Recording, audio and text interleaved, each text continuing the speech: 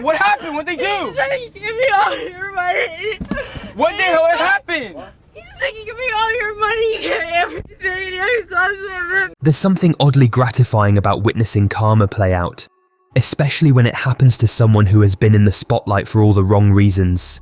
Today, we're diving into the wild, chaotic, and downright disturbing saga of Jack Doherty and his girlfriend, and how karma finally seemed to catch up with them in the most unexpected way. This is a story that will leave you questioning the lengths to which people will go for fame and attention. So why should you care about this? Because this isn't just another influencer drama, it's a perfect example of how the pursuit of online fame can lead to the most surreal and, at times, satisfying consequences.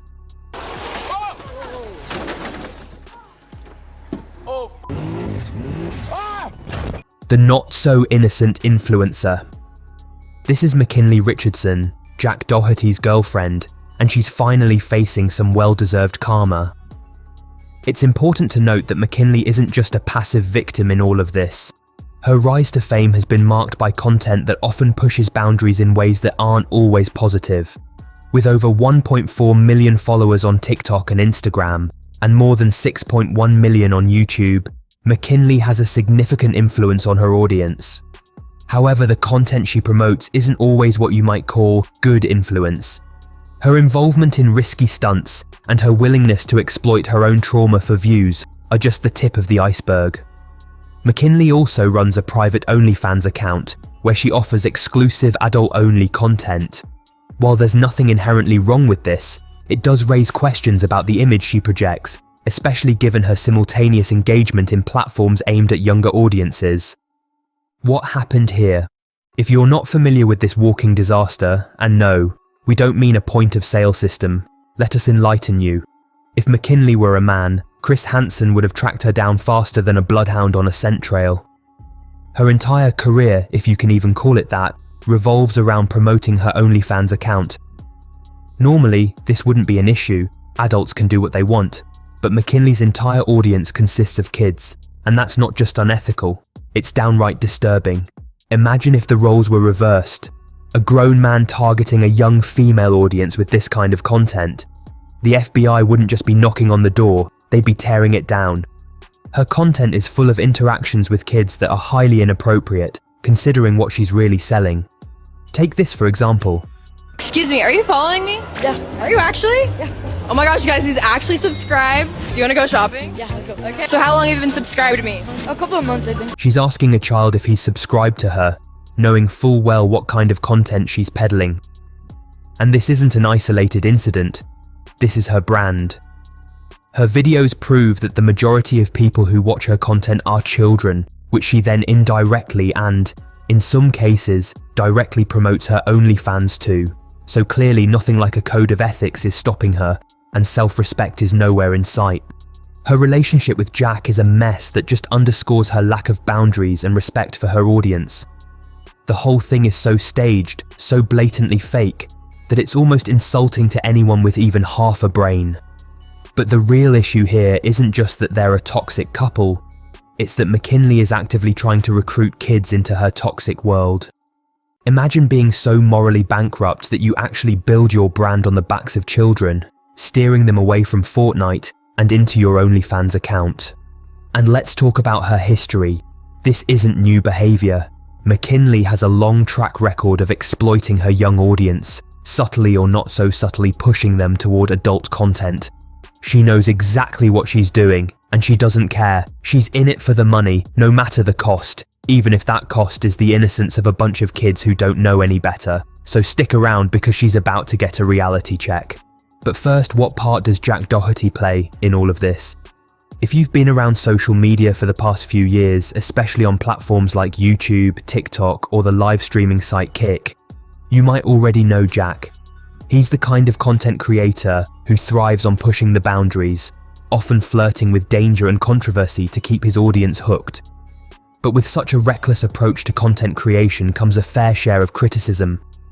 Many have called out Doherty for being irresponsible, tone-deaf, and even dangerous. And yet, until recently, it seemed like he was untouchable, skating by without facing any real consequences. That is, Until the night of August 12th, 2024. The night it all went down. It was the kind of scenario that only someone like Jack Doherty would think was a good idea, heading into the streets of Compton, California at 3 a.m. to stream live on Kick. Compton, a city with a notorious reputation for crime, particularly gang violence, is not exactly the place you'd want to be wandering around in the middle of the night, especially if you're doing so for the sake of entertainment. But that's exactly what Doherty and his crew did. They piled into a van, with Mckinley sitting in the back. The plan was simple: take over the streets, create some viral content, and rack up views. But things didn't go as planned. While Doherty was off doing whatever it is he does during these stunts, Mckinley was left alone in the van. It wasn't long before she found herself confronted by a stranger. "He said, 'Give me all your money,'" Mckinley later recounted, tears streaming down her face. In her panic, she wasn't even sure what had been taken. Her purse, maybe more. What? Okay, What happened? What'd they He do? said, "Give me all your money." What the hell happened? He said, "Give me all your money, get everything, your gloves and your mask." What'd they do? What the fuck, bro? She was terrified, sobbing uncontrollably as Doherty finally returned to the vehicle. But instead of comforting her, instead of showing any sign of concern for her well-being, Doherty did what could only be described as one of the most self-centered reactions imaginable. In the moments following the robbery, Doherty's first instinct wasn't to check if Mckinley was okay. It wasn't to console her or even to show any real concern for what she had just been through. No, his first reaction was to start rummaging through the van, making sure none of his own possessions were missing. You might think, surely he can't be that cold, but unfortunately, that's exactly what happened. As Mckinley continued to break down, Doherty's attention was solely on the material items in the van. "Did he take your stuff? What the fuck? Did he take your purse?" he asked, seemingly oblivious to the fact that his girlfriend had just been threatened. It's as if in that moment, Mckinley's trauma was nothing more than an inconvenience to him, something that interrupted his content creation. This reaction wasn't just a slip of the tongue or a momentary lapse in judgment. It was a revealing glimpse into the kind of person Doherty is. His lack of empathy, his inability to connect with the emotional reality of what had just happened, was on full display. And to make matters worse, Doherty's crew wasn't much better. When Doherty posted a clip of the incident on social media, it quickly went viral, garnering millions of views. But not all of the reactions were supportive. In fact, many viewers were skeptical, questioning whether the whole thing had been staged for views. "Bringing your girlfriend to Compton, what could go wrong?" one commenter sarcastically remarked, while another said, "They got robbed in Compton. Never would anyone in a million years could have seen that coming." The madness didn't stop once they left Compton. After returning home, Doherty ended the live stream at Mckinley's request, but not before convincing her to record a clip about the robbery. And then, incredibly, he turned the stream back on, resuming his content as if nothing had happened. It was only then that Doherty realised the extent of what had been stolen: Mckinley's wallet, ID, credit cards, all gone. At this point, you might expect some sort of empathy, a moment where Doherty realises the gravity of the situation and perhaps even shows some remorse. But no, instead, he simply lamented that if his bodyguard had been there, none of this would have happened. The bodyguard, by the way, is a mountain of a man, someone who looks like he could single-handedly take on an army. Yet even with all the muscle in the world, Doherty's focus remained on himself and his possessions. Even more shockingly, Doherty's attitude didn't seem to improve with time. He later commented on how Mckinley handled the situation really well, noting that she diffused it without violence and bizarrely expressing relief that her jewellery wasn't stolen. It's as if he couldn't comprehend the emotional toll the event had taken on her, reducing the entire experience to a mere inconvenience that she would toughen up from. Now maybe he handled things differently off camera, but from what we could see and knowing the type of person he is, I doubt so. Firstly, we are all relieved that Mckinley is okay, as you would not wish such an incident even on your worst enemy. But some may beg the question, was this karma in action?